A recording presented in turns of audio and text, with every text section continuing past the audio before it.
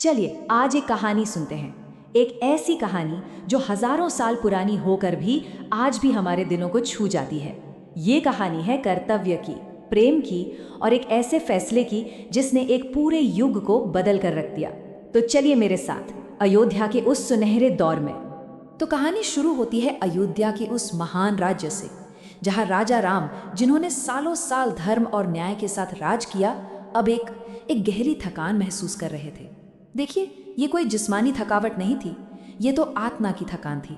उनका मन अब इस दुनिया से, यहाँ के कामकाज से हटकर अपने असली घर, अपने दिव्य स्वरूप में लौटना चाहता था।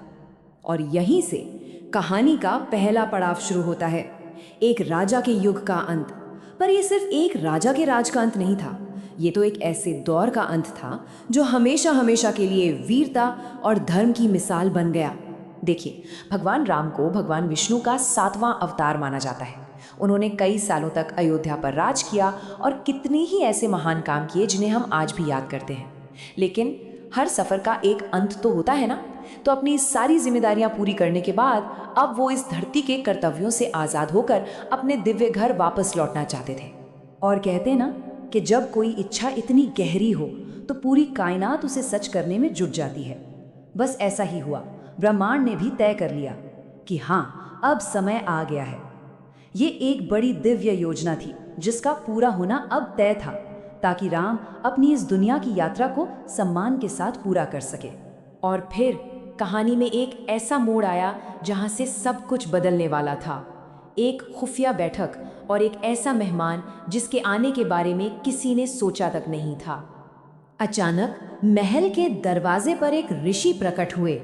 उनके चेहरे पर एक अजीब सा तेज था, पर उनकी आंखों में एक गहरा राज छुपा था।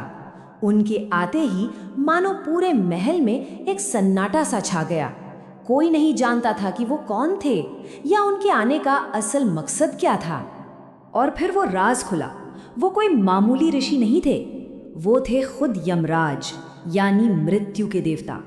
वो भगवान विष्णु का एक खास संदेश लेकर आए थे कि पृथ्वी पर राम का काम अब पूरा हो चुका है और उन्हें वापस ले जाने का वक्त आ गया है।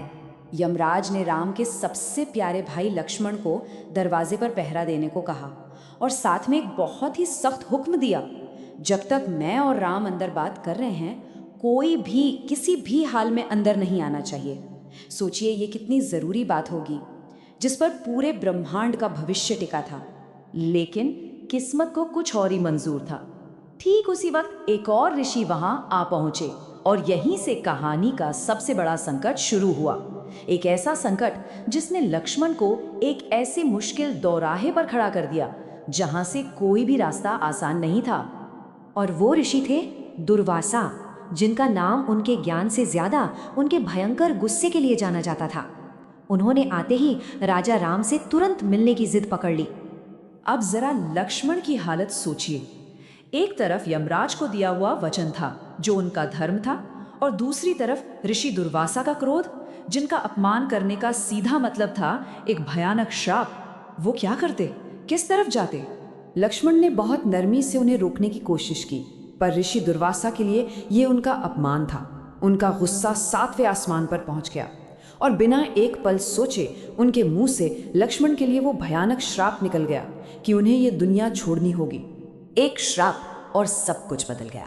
अब कहानी लक्ष्मण के उस आखिरी कर्तव्य पर आ जाती है जो उन्हें अपने भाई और अपनी किस्मत के लिए निभाना था।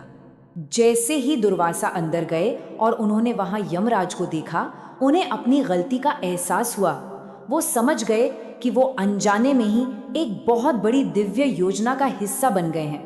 पर अफसोस, मुंह से निकले शब्द वापस नहीं लिए जा सकते और श्राप तो बिल्कुल भी नहीं। श्राप से बंधे हुए और दिल में बहुत गहरा दुख लिए लक्ष्मण ने अपनी किस्मत को मान लिया। वो जानते थे कि अब उनका समय पूरा हो गया है। तो अपने भाई का वचन और ऋषि का शाप दोनों का मान रखते हुए वो सरयू नदी के किनारे गए और हमेशा के लिए जल में समा गए। लक्ष्मण का जाना राम के लिए एक ऐसा दर्द था जिसे सहना नामुमकिन था। उनका सबसे प्यारा भाई, उनका साथी, उनका सबसे बड़ा सहारा अब इस दुनिया में नहीं था।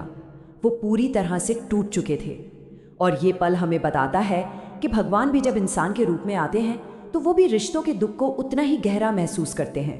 ये कहानी भले ही हमें दुखी कर जाती हो, पर यह हमें ज़िंदगी के कुछ ऐसे सबक सिखाती है जो हज़ारों साल बाद भी उतने ही ज़रूरी हैं जितने वो तब थे। तो ये कहानी हमें याद दिलाती है कि कुछ सच कभी नहीं बदलते। पहला, कि जो किस्मत में लिखा है वो होकर रहता है। दूसरा, कि अपना कर्तव्य निभाने के लिए कभी कभी सबसे बड़ी कीमत भी चुकानी पड़ती है। तीसरा, कि सच्चा प्यार और भाईचारा मौत से भी कहीं ज़्यादा बड़ा होता है।